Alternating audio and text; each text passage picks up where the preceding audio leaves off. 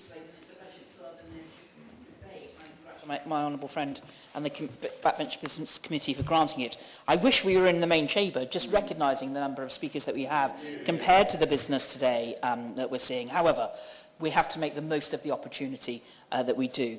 And I will just say to the Minister in his place, he's already heard a 35-minute speech from me on the 19th of March.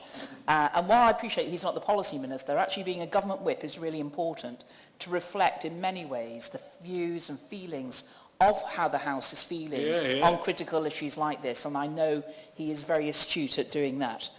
It's absolutely vital that we do have a reliable grid for the amount of renewable energy that this Conservative government has the ambition and the plans and the delivery in order to make sure, whether it's wind, interconnector, solar, infrastructure does need to be in the right place, not necessarily where it's just cheapest for the developer.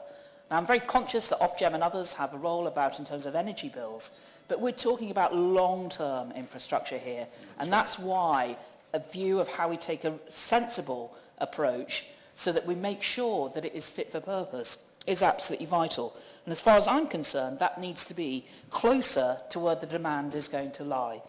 Now, Mrs. Latham, we already have Sizewell C starting to be constructed. This is not a case of not in my backyard. In fact, there is plenty of energy already in my part of the world, including wind farms and similar. But the problem now is that with the increase in the amount of infrastructure that's going to be required, we're talking about going into greenfield sites. We're talking about really complicated areas of cabling, as well as, I must admit, there aren't any new pylons currently planned in my constituency, but I know that my colleagues, whether it's the Honourable Member for South Suffolk and indeed Honourable Member for Brentwood, who've been working hard on this for their constituents. I also believe that if we were to update the technology that is being considered, that we need to make sure we could actually reduce the infrastructure, and the Honourable Member for Bath has already referred to that. I was also going to refer to Seas and Sands, the people involved in Friston and the surrounding areas, who've done extensive research on this matter, including what we could do about HVDC and the offshore platforms, has already been referred to by what the Belgians and Dutch do. Now, what I would like to say, Mrs. Latham, I'm just trying to find a quotation from somebody, sorry, is that one of the things that I'm very clear about is that OCSS should not go ahead with that plan. And the reason why is I don't believe that Sea-Link will be needed. I think that we make sure that the connections go into established brownfield sites, and that would be Isle of Grain, potentially Tilbury, and even potentially Bradwell. And I know the Right Honourable Member for Bradwell is hoping to get a nuclear power station there with other technology in the near future. So it's already been designated and set aside for that sort of connection. And so if we were to also innovate in that regard by using more recent technology than what has been costed so far, I actually think we'd come up with a much smarter proposal that would reflect the concerns of our constituents.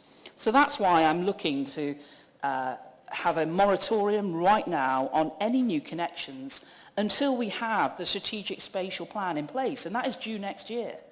And that should also have security considerations added to it. I also want to make sure we have full transparency.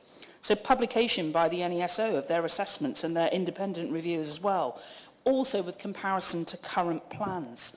I think that we should be recognising the fact that the economics stack up, such that at the moment it seems the sums only include the development. They don't include when actually the government is paying people not to put electricity into the network.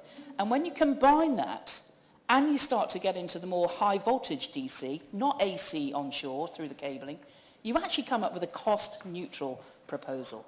So while pylons are not affecting directly my constituency or the proposed increases, because we already have them, what I will say is that we do not need the level of infrastructure that we do. It's like a 20th century approach to a 21st century element that we need to have going forward, and that's why I strongly want to make sure our residents of Friston and elsewhere are listened to. Yeah.